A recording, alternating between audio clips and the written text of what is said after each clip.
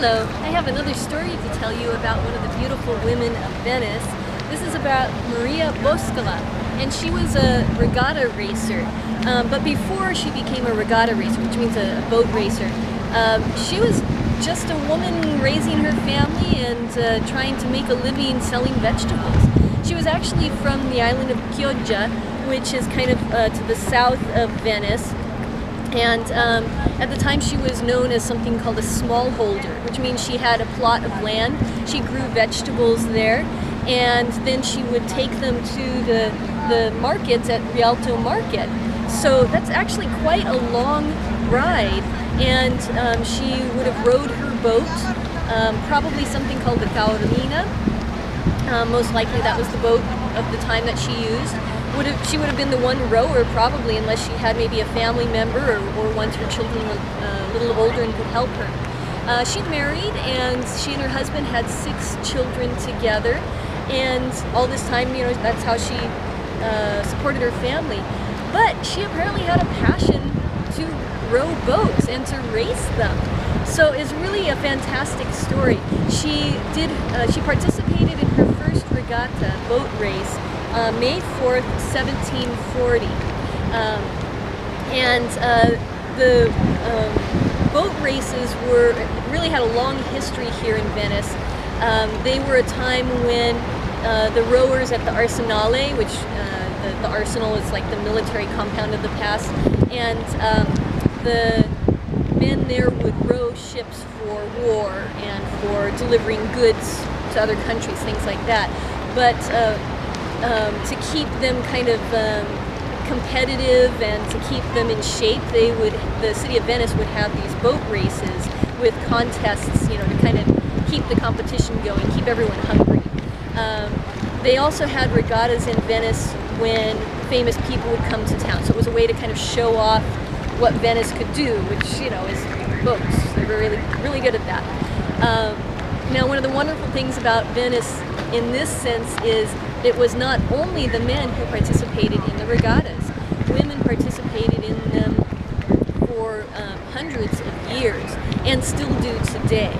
There's a really nice long history of it. So Maria Boscola was part of this history. And like I said, in 1740 she participated in her first regatta and she won. She took first place. And then some time passed. Perhaps those were the years when she had her children. But she came back to race again. And there developed this big rivalry between her and a woman named Lucia Stivella. I found this wonderful book of records that shows all of the different races that happened. So Maria Boscola went up against her rival, and of the 5 races that Maria participated in, 4 of them she took first place, 1 she took second place, and that one was to Lucia, who won. It's interesting to see in the records a lot of names come up again and again. Apparently some of Maria Boscola's family members were also racers, sisters, cousins, I'm not really sure, but those names pop up again and again. And here's another neat fact. Maria Boscola, her first race was in 1740. Her last race, 2 races actually, were in 1784, 44 years later, and she took first place again. So she's a badass. She's super cool. There's actually a painting of her in the Museo Correr. Last time I was there they had taken it down, sadly, but it's somewhere in there, and you can find it on the internet too. I'll post a picture of it. We don't know who painted that painting of her, that portrait, but it shows the flags showing that she was a first place winner 4 times, second place 1 time. There's another famous painting of note by Gabriele Bella, and he painted a picture of the women's regatta. That's why I chose this spot today, because the regatta went down the Grand Canal here, right past the Salute Church and around towards the Rialto Bridge. And it shows all kinds of people lined up here on the Fondamento watching the races, people yelling and cheering, and then the women in the boats. It was always 2 women per boat rowing, and they're wearing long dresses, long skirts and blouses and these sashes around their waist. And you know, it shows this sort of row of women And I really wonder, the one in the front, is that Maria Boscola?